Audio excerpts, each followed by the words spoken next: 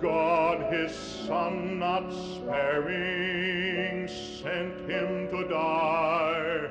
I scarce can take it in, that on the cross my burden gladly bearing, he bled and died to take away my sin.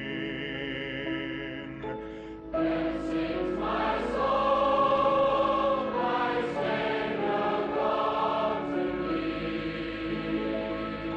How great thou art, how great thou art. Then sings my soul, my Savior God to thee. How great thou art.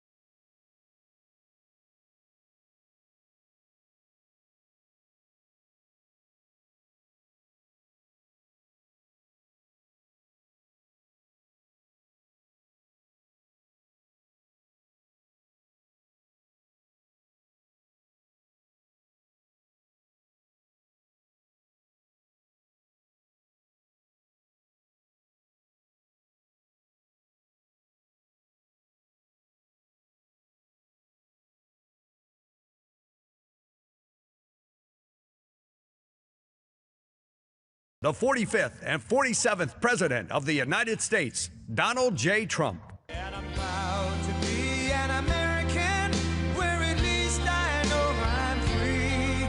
And I won't forget the men who died, who gave that right to me. And I gladly stand up next to you and defend her still today. 'Cause there ain't no doubt I love this land.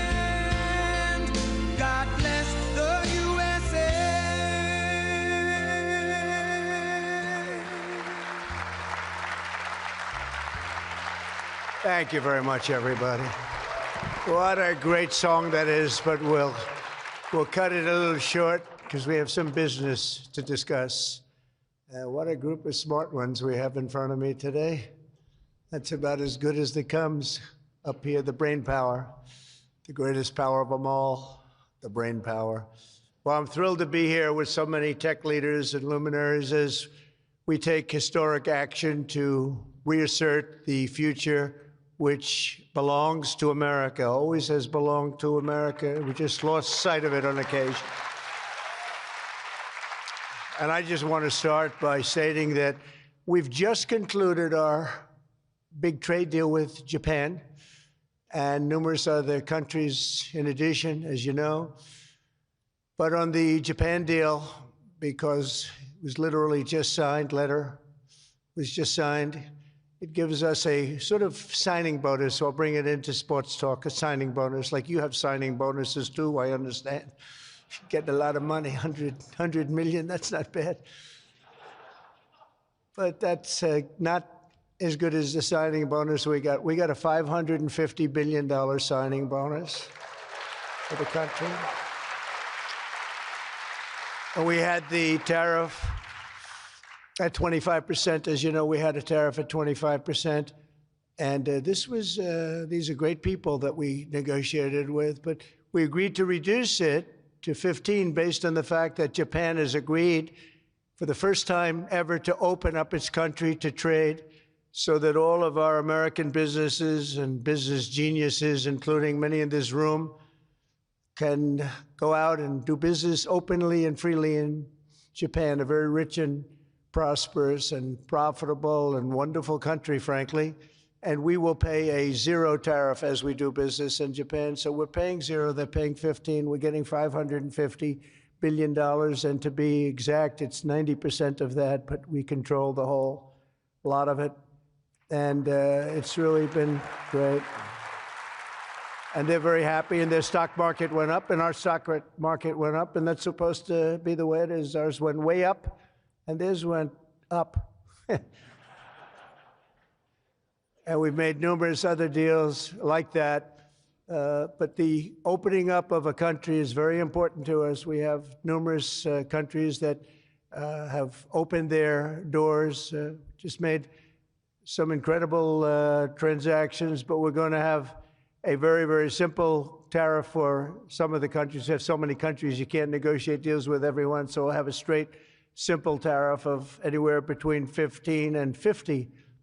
A couple we have 15 because we haven't been getting along with those countries too well, so we just say, let's pay 50, and that's the way it is. But remember, we get countries that were closed, always closed. Everyone in this room would never remember any of them to be open. We've offered such a deal to the European Union where we're in serious negotiations, and if they agree to open up the union to American businesses, then we will let them pay a lower tariff. So the tariff is very important, but the opening of a country, I think, can be more important if our businesses do the job that they're supposed to be doing. Such openings are worthy of many points in tariffs, and they're a good thing, not only for, as an example, Japan or Europe, but certainly a great thing for America because it allows our businesses to go out and fairly compete and do really well if they compete properly, like the people that I know.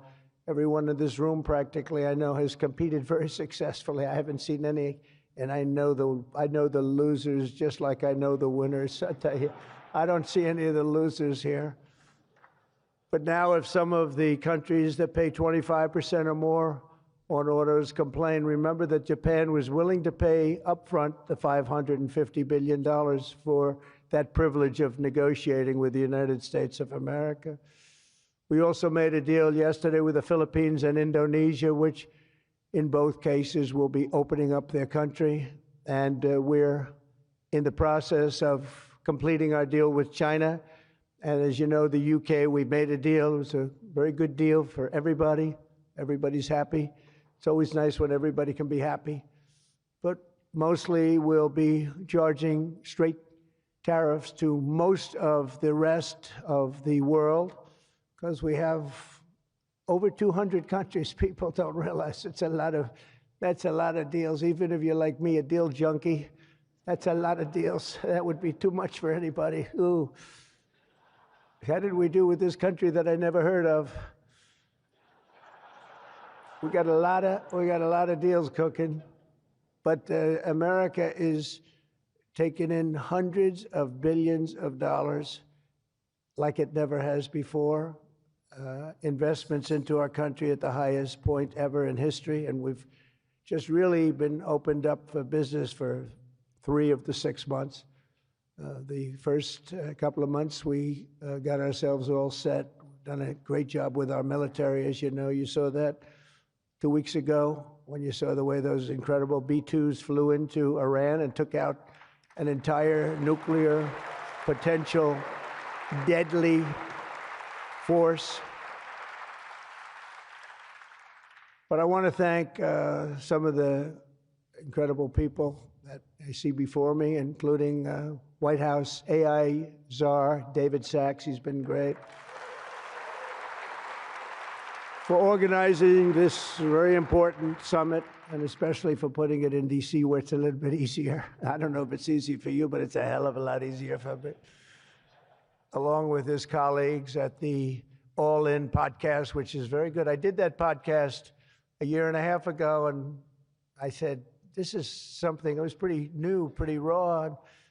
Everybody I knew saw that podcast. I said, well, he's got something pretty good. Who is that guy? He's a smart guy, by the way. I think if I ever get in, which at the time people were saying I had a shot, not as good a shot as it turned out. We won in numbers that nobody believes.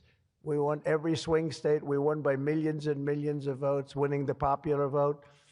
We won with the districts, as they would call them, 2,750 to 505. And that's why the map is almost completely red, except for a couple of little blue areas on each side of it. But it was a great experience, frankly, for me, and hopefully it's a great experience and been a great experience for our country, because they're saying we had the greatest 6 months that a president has ever had, the opening 6 months. And I'm not even sure, maybe 6 months, I'm not sure it's the opening, but let's call it the opening 6 months. It sounds a little bit nicer. I want to also say hello and thank to Chamath and his wonderful wife, Nat. Thank you very much for being here. Thank you very much. It was great seeing you again. Great couple. David Friedberg and even, as we know, Jason Calacanis. I say even. Thank you, Jason. Thank you, Jason. I appreciate that. Yeah, he's a good person. Thanks as well to the Hill and Valley Forum and our future Undersecretary of State, Jacob Hellberg. Good work. Good. Stand up, Jason. Good. I met him a year and a half ago, and I was very impressed. I said, let's bring him in. We bring in a lot of smart people. And David's been unbelievable as the job he's doing. Along with Secretaries Doug Burgum, who's been incredible. Doug? Thank you. Thank you, Doug. Great job. He's producing low-cost energy. We're down to $64. I want to get it down a little bit further if we can. I don't know if the oil companies love that or not, but we want to have very inexpensive electricity so that you can power up the plants, because you need more electricity than any human beings ever in the history of the world. When I heard what you really need, I said, you got to be kidding. Double what we produce right now for everything, right? I don't know. Jensen, you're going to have to explain that to me someday, why they need so damn much. Couldn't you do with a little bit less? My father always used to say, turn off the lights, son. But you guys are turning up the lights. I want to thank Howard Lutnick for doing a terrific job. He was involved in the big deal that we just completed with Japan. Howard, wherever you are, Howard.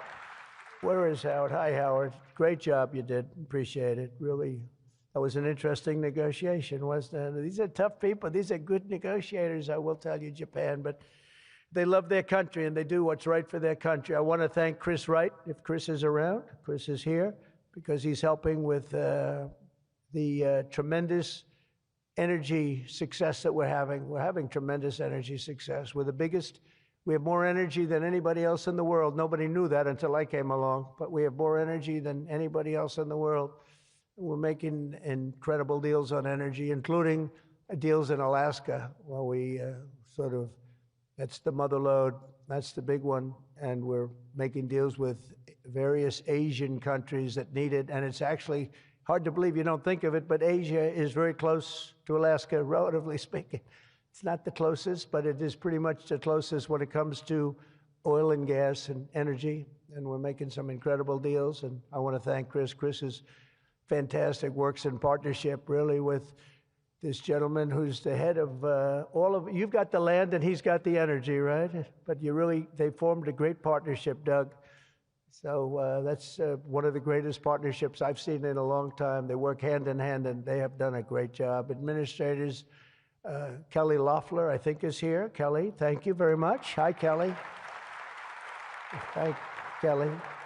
And probably the most important man in the room, and I say it in all sincerity, more important than Doug and Chris and all that energy they're producing. He's a man that produces fast permits on the environmental impact statements. He gets them done.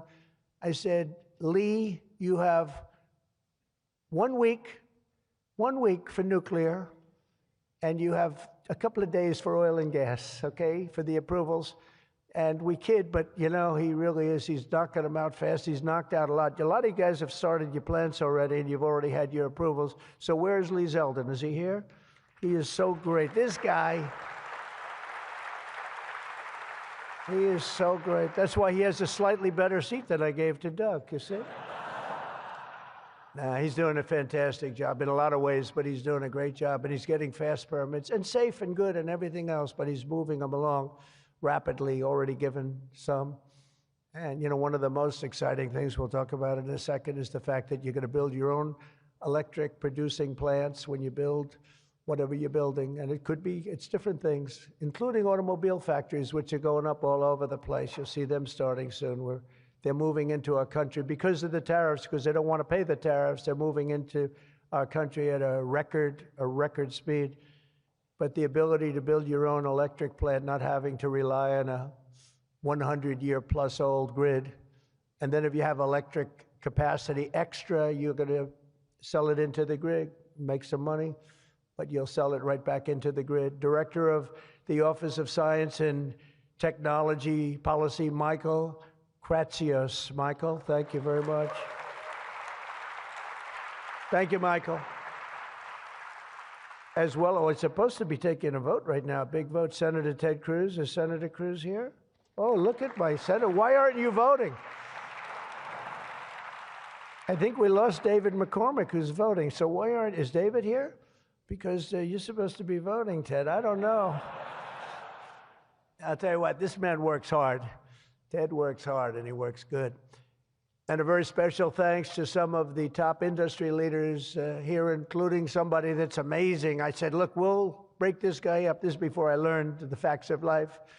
I said, we'll break him up. They said, don't say, it's very hard. I said, why? I said, what percentages of the market does he have? Sir, he has 100%. I said, who the hell is he? What's his name? His name is Jensen Huang, NVIDIA. I said, what the hell is NVIDIA? I've never heard of it before. He said, you don't want to know about it, sir. I figured we could go in and we could sort of break them up a little bit, get them a little competition. And I found out it's not easy in that business. I said, supposing we put the greatest minds together and they work hand in hand for a couple of years. He said, no, it would take at least 10 years to catch him if he ran NVIDIA totally incompetently from now on. So I said, all right, let's go on to the next one. And then I got to know Jensen, and now I see why. Jensen, will you stand up? What a job. What a job you've done. Man. Great. He's a great guy, too. Lisa Su of AMD. Lisa? Lisa? Thank you. Congratulations. Great job. Sham Sanikar of Palantir. We buy a lot of things from Palantir. Where are you? Are we paying our bills? I think so. We just made a deal with the European Union where they're going to pay the United States of America 100% of the cost of all military equipment. They're going to ship it to the European Union, and then they'll distribute it, and much of it will go to Ukraine. It's been a long time since you've heard those words, because we're in for $350 billion. But now we send it to Europe, and Europe pays, and they were great. We had a tremendous NATO meeting a few weeks ago, and it was pretty amazing, actually, what happened. They agreed to go from 2% to 5%, and they had 2% where they didn't pay. They have 5% where they've already paid. That's a big difference. That's trillions of dollars, actually, trillions. But they're going to spend that money in the United States with our defense companies, and we're going to send it to them, and they'll distribute the equipment that we send. So that's the way it should have been 3 years ago, frankly. And Jeff Sprecher, the other half of that incredible family, is he here? Is he here? He's a fantastic guy, international, intercontinental exchange, and he's been a friend of mine for a long time, the husband of Kelly, who's really doing a good job. You are really doing a good job. Small business, which is actually big business if you add it all up, right? It's probably the biggest bank there is, but they call it small business, and she's done a fantastic job. Thanks, Kel. Say hello to Jeff. As we gather this afternoon, we're still in the earliest days of one of the most important technological revolutions in the history of the world. Around the globe, everyone is talking about artificial intelligence. I find that too. Artificial, I can't stand it. I don't even like the name. You know, I don't like anything that's artificial. So could we straighten that out, please? We should change the name. I actually mean that. I don't like the name artificial anything, because it's not artificial. It's genius. It's pure genius.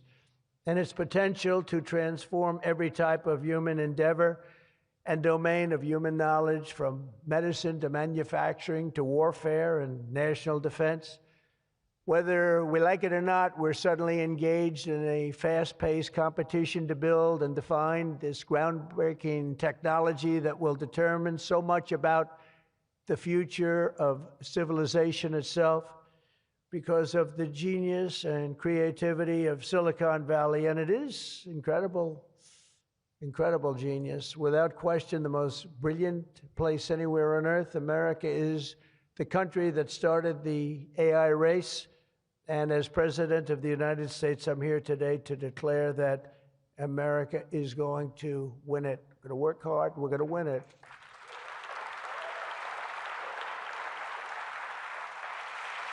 Because we will not allow any foreign nation to beat us. Our children will not live on a planet controlled by the algorithms of the adversaries advancing values and interests contrary to our own. We don't want to have contrary interests. We want to get along, and we'll get along with other countries. We're having a great relationship, as I told you, with those countries that we mentioned, with Japan and Indonesia and so many others.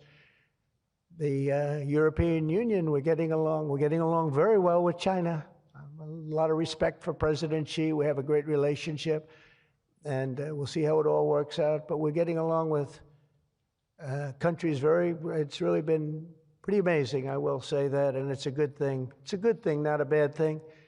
So from this day forward, it'll be a policy of the United States to do whatever it takes to lead the world in artificial intelligence, such an important thing happening. This is really something that nobody expected. It just popped out of the air, and here we are. But we will defend our nation, our values, our future, and our freedom, and it will be really great. But what we really need to be successful is a very simple phrase called common sense, and that begins with a common sense application of artificial and intellectual property rules. It's so important.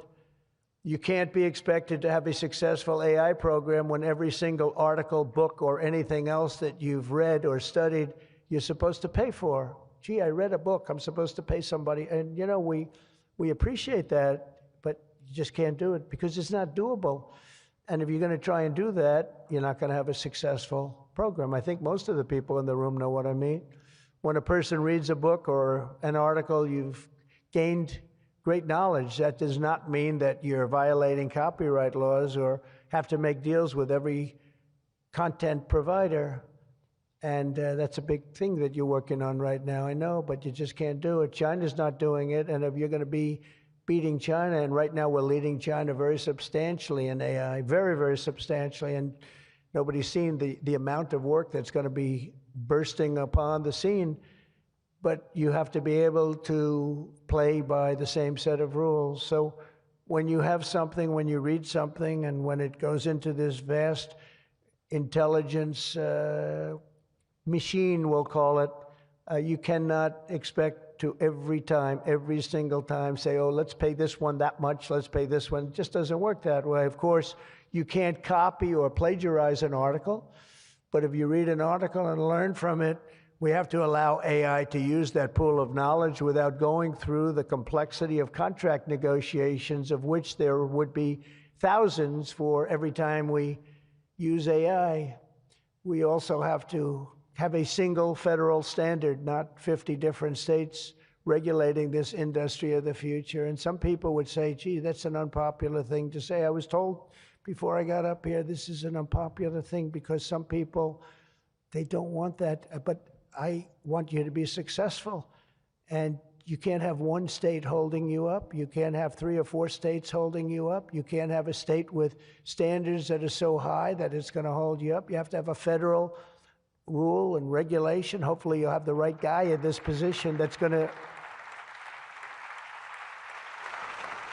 supplant the states. If you are operating under 50 different sets of state laws, the most restrictive state of all will be the one that rules. So you could have a state run by a crazy governor, a governor that hates you, a governor that's not smart, or maybe a governor that's very smart, but decides that he doesn't like the industry and he can put you out of business because you're going to have to go to that lowest common denominator. We need one common sense federal standard that supersedes all states, supersedes everybody, so you don't end up in litigation with 43 states at one time. You got to go litigation free. It's the only way. And we also have to watch Europe, Asia, and all foreign countries so that they don't make rules and regulations that likewise make it impossible for you to do business, and where you'd have to make everything in AI cater to them, because again, you'd have to cater to the toughest country or to the toughest state. You can't do that because it would ruin it. I just terminated all of the, as an example, California car emissions rules, which were a disaster. It cost them just billions of dollars as an industry, but thousands of dollars per car. The emission rule standard, because they were making the production of an automobile almost impossible and at a tremendously higher cost, much more expensive than it should cost, for very little gain, for actually, in my opinion, negative gain. The automobile was worse. Under this administration, our innovation will be unmatched and our capabilities will be unrivaled. And with the help of many of the people in this room, America's ultimate triumph will be absolutely unstoppable. We will be unstoppable as a nation.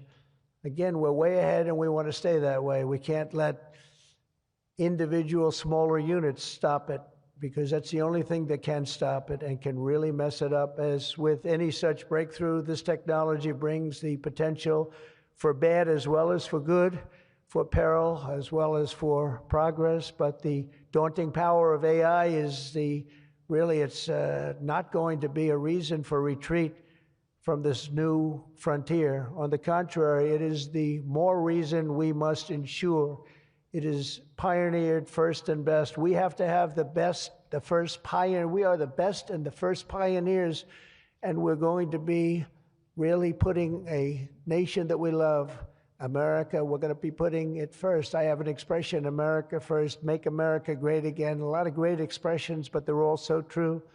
We're going to make America great again. We're going to make this industry absolutely the top, because right now it's a beautiful baby that's born. We have to grow that baby and let that baby thrive.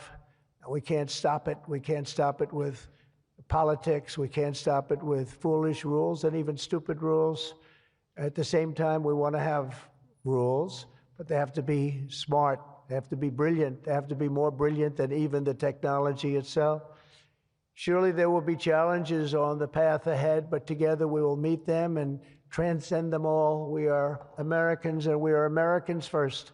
I have a couple of people I know that don't happen to be from here, but I wish you a lot of luck anyway. I was looking at 3 people that are not Americans, but they're very good people. Please treat them nicely. But we do not shrink from the future or cower in the face of uncertainty. We dominate the future. We conquer new frontiers, and we control our own fate. And we determine, by doing that, our own destiny. Winning this competition will be a test of our capacities unlike anything since the dawn of the space age. I believe that. It's hard to believe as the president, the amount of enthusiasm for this one industry. I mean, I can talk about cars where we're doing incredibly well. We have car companies moving in all the time. But I talk about other industries. Everybody's saying this is going to dominate the world. It's going to dominate every industry that ever conceived. I don't know if that's true. I don't know if it's true. But I can tell you that a lot of very brilliant people think it is true. It'll dominate everything. It will challenge us to marshal all of our strength and flex the muscles of American ingenuity and resolve like probably never before. It will require us to blast through obsolete systems, cut through thickets of regulation. We've got to get rid of some of the regulation, but we want good regulation and rebuild the industrial bedrock of our country. And perhaps most importantly, winning the AI race will demand a new spirit of patriotism and national loyalty in Silicon Valley and long beyond Silicon Valley.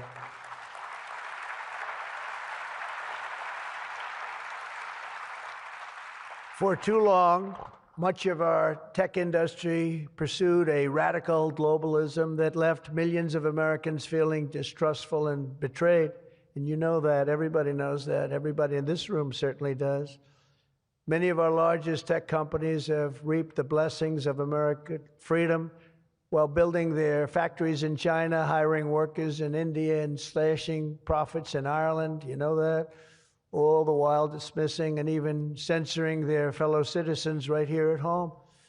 Under President Trump, those days are over. We need U.S. technology companies to be all in for America. We want you to put America first. You have to do that. That's all we ask.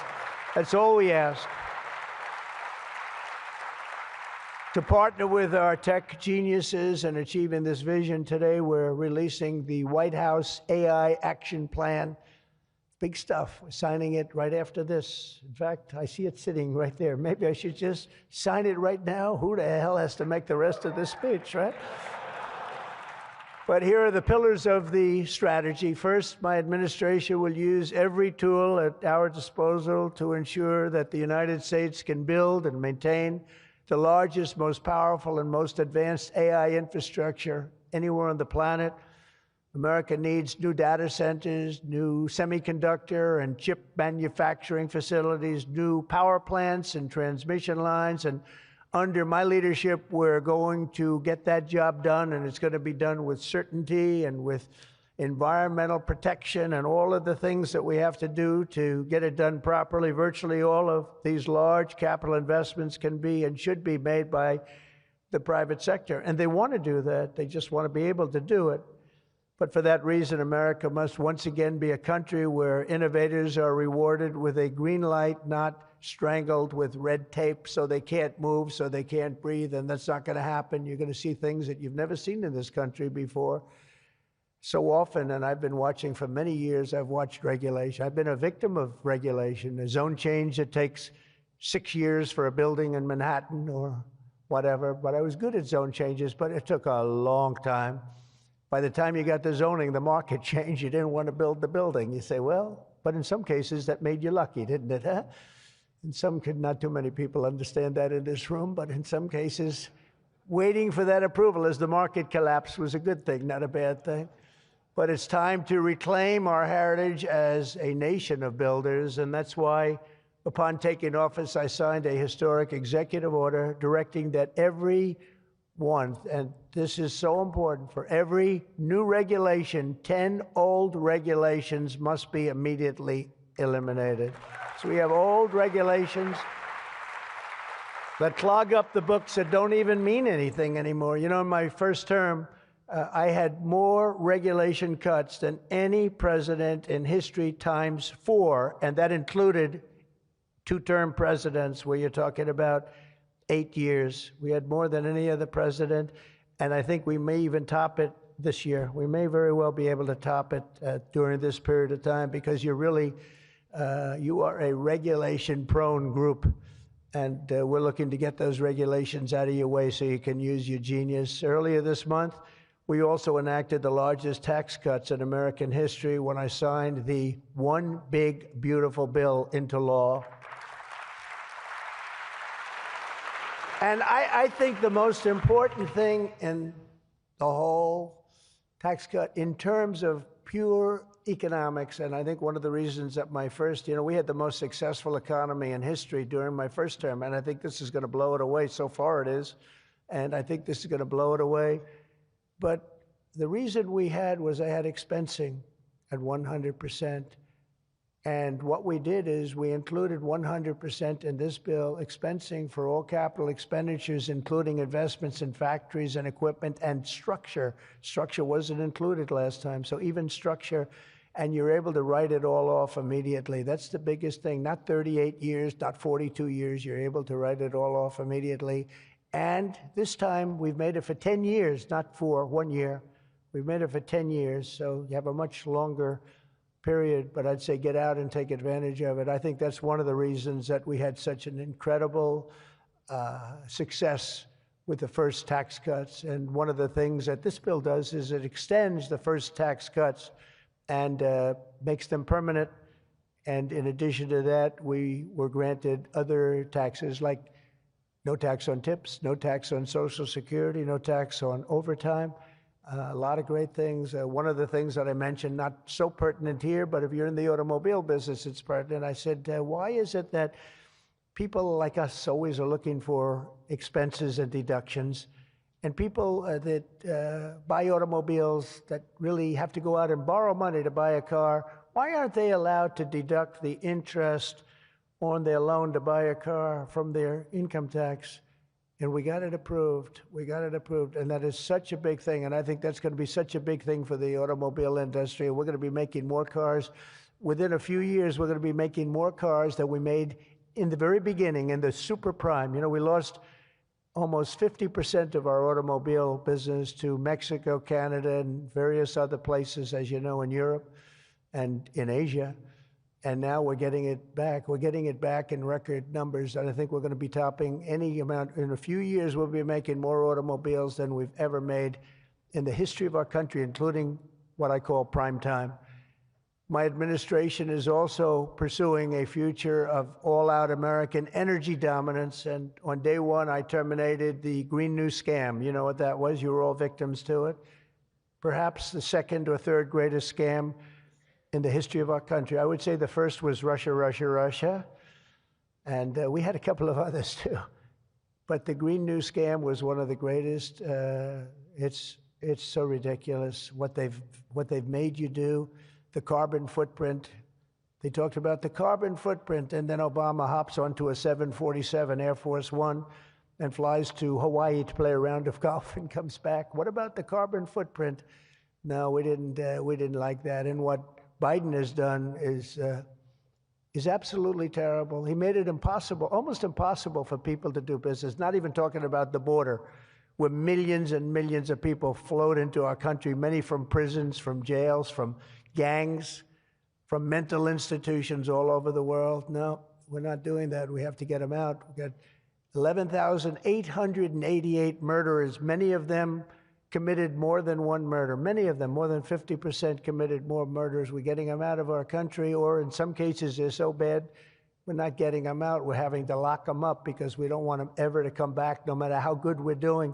You know, last month, you probably read, we had 0 people enter our country illegally, And over the last number of years, you'd have hundreds of thousands, literally hundreds of thousands of people a week pour into our country, totally unvetted and unchecked. And what the hell were they thinking? What they've done to our country is so sad, and we can never forget it. But we're unleashing all forms of energy, including natural gas, oil, and clean, beautiful coal. I instructed my people, in the form of Chris and Doug in particular, you are not allowed to say the word coal without saying clean, beautiful in front of it. You can only say clean, beautiful coal. It's a little embarrassing because we had somebody making a speech the other day, right? And he mentioned the word coal about 30 times because that was the subject. And he kept going clean, beautiful. I wanted to say, okay, just take it easy. You could just, got a little bit crazy, right, Doug? But it's, you know, China's using it. They're building now 57 big power plants, all fueled by coal. And we have to compete, we have to win, and we're going to have clean, beautiful coal, but we have more coal than any. We have more anything in terms of energy than anybody. Oil and gas, we also have more coal. In May, I also signed an executive order to rapidly begin construction of safe, reliable nuclear reactors. That's a big thing now. And many of you are going to be using nuclear. You know, I had problems with nuclear. I saw some of the things, but what they've done with nuclear is like what you've done with AI and other things. It's incredible, actually. It's long-term, it's inexpensive, it's safe. What they've done is really amazing. So we opened up the industry, very strict rules, but we opened up the industry, and some of you are going to choose nuclear over oil and gas or whatever it might be. Under the last year of Biden, China added 11 times as much power generation capacity as did the United States. Can you imagine that 11 times? Under the Trump administration, we will be saying those very famous campaign words, drill, baby, drill, and build, baby, build. And we will be adding at least as much electric capacity as China. We think we're going to catch them and maybe even have something a little bit extra. They're going very rapidly, but so are we. And we'll be doing at least as much, and every company will be given the right to build their own power plant. So when you build, you can build your power plant with it, and you are essentially going to become your own utility. It's a utility to yourselves. And as I said, any excess energy you're going to sell back to the grid and make plenty of money doing it. As a result of these pro-American policies since my election, we're seeing trillions and trillions of dollars in new investments. So at this moment, we have almost $17 trillion coming into this country. There's never been a period of time like that. And that's in a period of a few months. In a few months, Meta, Amazon, Google, Microsoft are all investing $320 billion or more in data centers and AI infrastructure this year. Those companies are really, they're really going at it, and they're very smart people, very good people. I got to know a lot of them. You know, I didn't like them so much the first term when I was running. I wouldn't say I was thrilled with them, but I've gotten to know them and like them, and I think they got to like me, but I think they got to like my policies maybe much more than me. NVIDIA has committed $500 billion over the next 4 years. Thank you, Jensen. I'm sure that'll be a good investment. If you're doing it, it's good. Thank you very much. It's a great statement. Last week, I was in Pennsylvania as 20 companies announced $92 billion with David McCormick, senator, great guy from Pennsylvania. $92 billion in energy and data center projects, including what will soon be the largest natural gas power plant anywhere in North America. They're going to town. It's already under construction, the largest in North America by far. For decades, we had leaders who spent their time focused on building up foreign nations. Under the Trump administration, we are going to have leaders who are going to build up our nation. This colossal investment in AI infrastructure and many other industries, for that matter, such as automobiles and so many other things, will also create thousands and thousands of great-paying jobs, the kind of jobs we want, including lots of blue-collar jobs. And you know, our numbers are very good right now, but wait till you see these numbers in 2 years from now. It will mean higher wages and more opportunity for millions of energy workers, HVAC technicians, engineers, electricians, and the hardworking citizens who make our country run. These are great people that make our country actually run. To ensure America maintains the world-class infrastructure we need to win today, I will sign a sweeping executive order to fast-track federal permitting, streamline reviews, and do everything possible to expedite construction of all major AI infrastructure projects. And this will be done. You will get so good a service in so many ways, not only from Lee with the environment, but you need many other types of permits, and you're going to go so fast. You're going to say, well, wait a minute, this is too fast. I didn't expect to go this quickly. This is a problem. I may cause a problem in opposite, but including factories, data centers, and power plants of all kinds, the United States will have total industrial and technological supremacy. The second pillar of our action plan for AI dominance is to get the entire world running on the backbone of American technology, and I think that's very much happening right now, and I think it's going to happen. The last administration was obsessed with imposing restrictions on AI, including extreme restrictions on its exports. As you know, they made it very difficult to export. This alienated American partners and drove even our friends into the arms of China and other countries. That's why upon taking office, I repealed the so-called Biden diffusion rule. Can you imagine that? That crippled American AI exports, the Biden diffusion rule. I wonder who came up with that name, because he has no idea what it is. He had no idea what it was. He came up with a rule. I wonder who drew that one. I wonder, was that signed by the AutoPen, I think, because they went to him and said, we're going to do a diffusion rule. Mr. President, what? What? It's okay, the AutoPen will take care of it. It's one of the greatest scandals in the history of our country, let me tell you. Under my administration, we will maintain necessary protections for our national security, but we will never forget that the greatest threat of all is to forfeit the race and force our partners into rival technology. We're not going to do that. We're not going to do that. Okay? Not going to let that happen. That could be the end. When I traveled to the Middle East in May, every leader I met was thrilled to do business with American tech firms and with America, and they were all thrilled to meet me, believe it or not. It's hard to believe, isn't it? But they were. By the way, most powerful woman in the world is here today. Susie Wiles, stand up, please. Susie Wiles, Chief of Staff. She can take out a country with a mere phone call.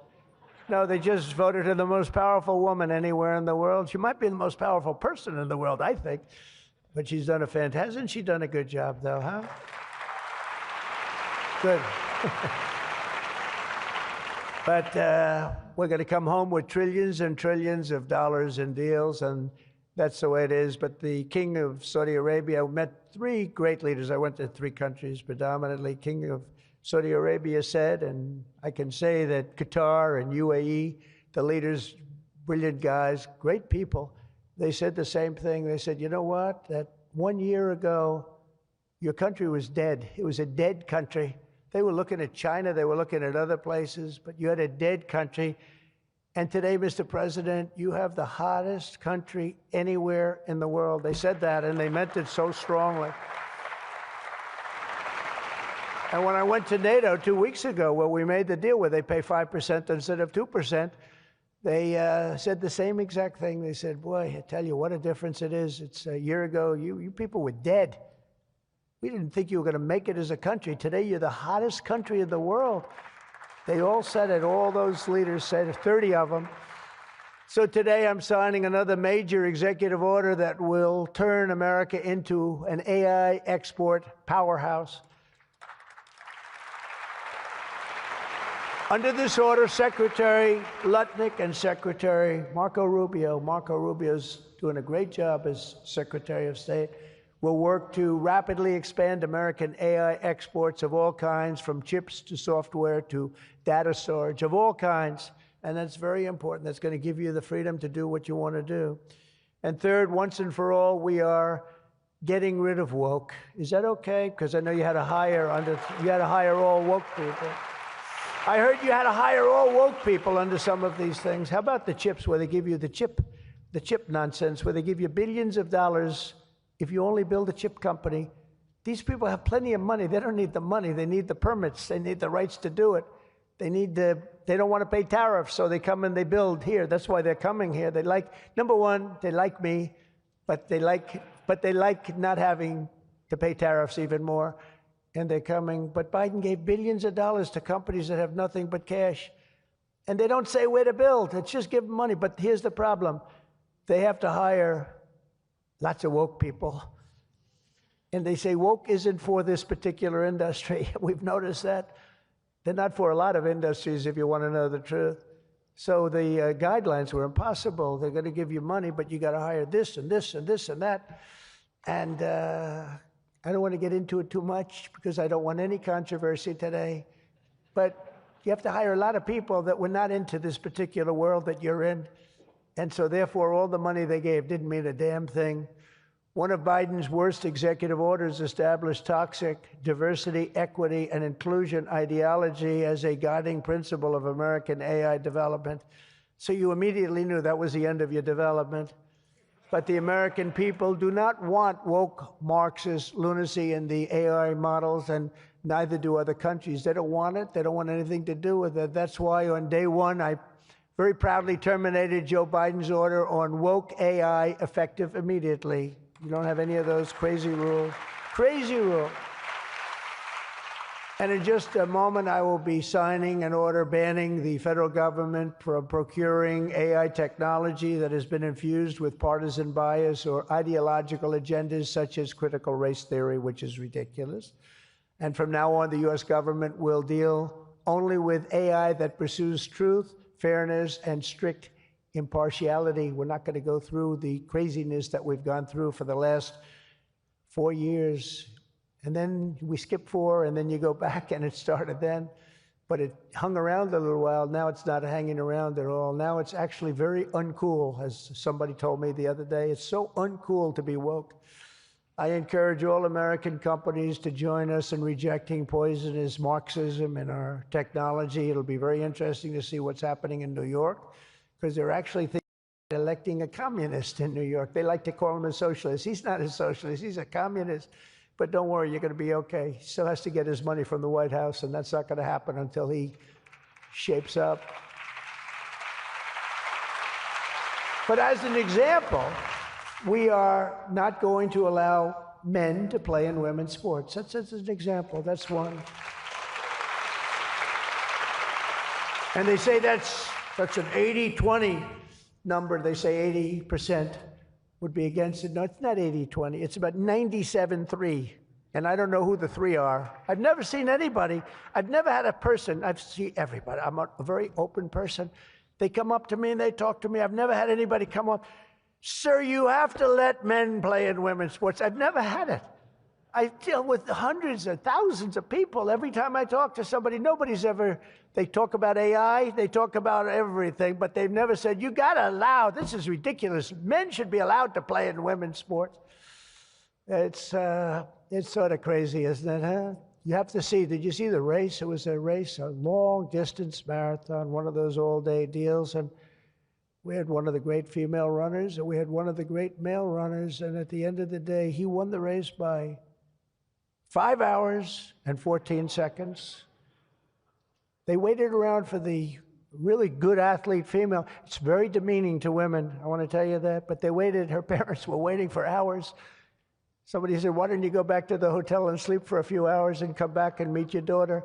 This is what they do. You got to see the weightlifting records, though. They're the best of all. A woman lifted 212 pounds. It was a world record. It held for 18 years. And now a man who transitioned came up and looked at the bar. "How much is it?" 212 pounds. "Oh, let me try it." Bing, bong. I think he broke the record by 109 pounds. It's going to be a long time. It's going to be a long time before a woman catches that. And these are great athletes and great people, and it's demeaning. And who the hell wants this? We're off of that whole standard, because I just tell you those as examples. We're off of it. The reason the last administration was so eager to regulate and restrict AI was so they could limit this technology to just a few large companies, allowing them to centralize it, censor it, control it, weaponize it, and they would weaponize it. A very dishonest group of people. You probably saw that because we caught them in the act. We really caught them. We had it before, but now we really have them. We have it where it counts. But this is the exact opposite of my approach. The unique strength of the American tech industry has always come from its startups and small tech. It comes through small. Jensen was small. Were you ever small? I think so. When you started in your bedroom, I think you were small, right? He started as very small, and now he's really become very amazing. If you regulate them too much, you kill the source of American genius and technological power. I believe that. Joe Biden had a plan to lose the AI race. I think he wanted to lose it because his plan would never have worked. It would have never been successful. You would have spent a lot of money and you wouldn't have been able to win. They didn't allow you to win, but we have a plan which only admires and respects the winners. Every citizen should take incredible pride in the inspiring feats of American innovators who are pushing the bounds of human knowledge and achievement. The people of OpenAI, Google, Meta, and countless startups are proving once again that America is impossible.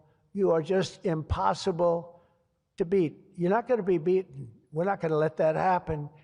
When you do your best, when you work your hardest, and when you're allowed to be free of horrible, foolish regulation. And you're going to have regulation, but it's going to be sensible, smart regulation. There's nobody who's going to beat you. As we push even further into this exciting frontier, let us never forget that all of this prosperity and progress has come from the culture of freedom and hard work, merit, ambition, and risk-taking passed down from one generation of Americans to the next. Silicon Valley rose to wealth, fame, and glory by exemplifying these values, and it will win this race not by rejecting them, but by embracing them like they have never been embraced before.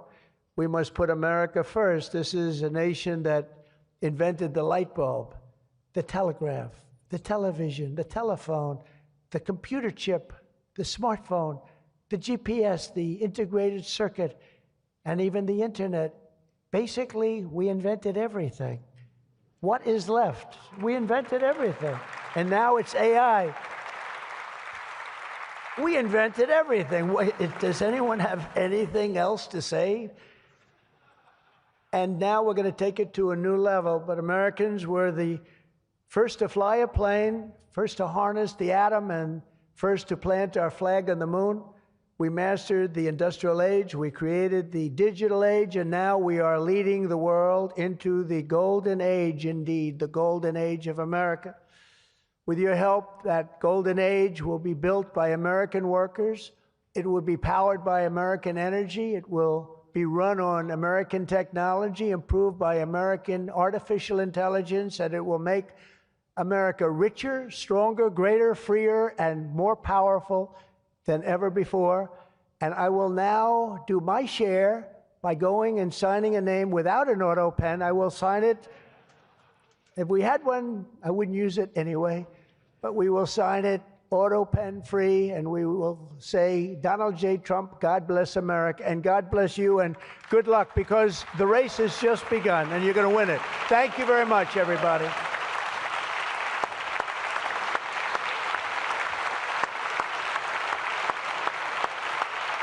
Thank you.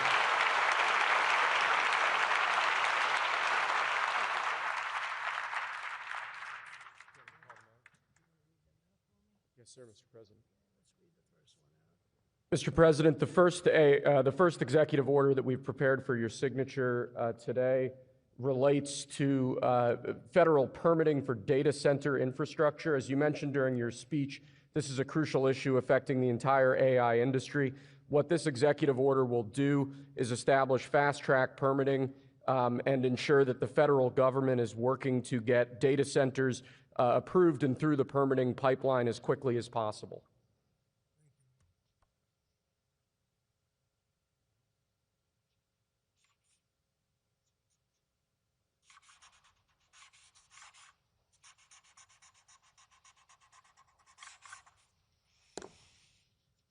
Okay.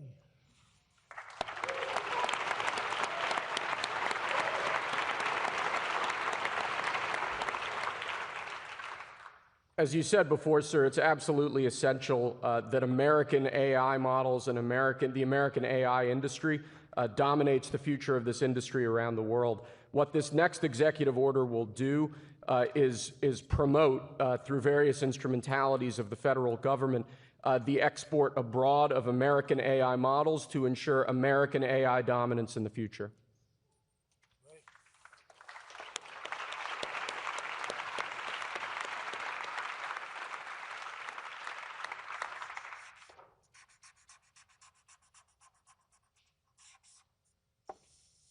Okay.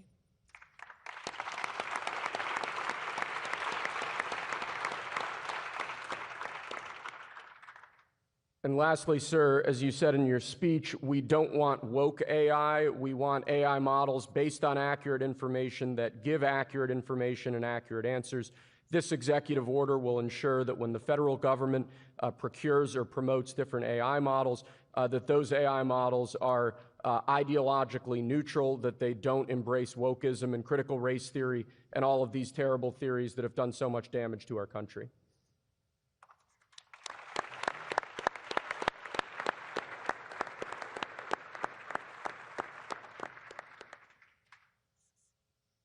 Thank you very much. Thank you, my friend. Good job.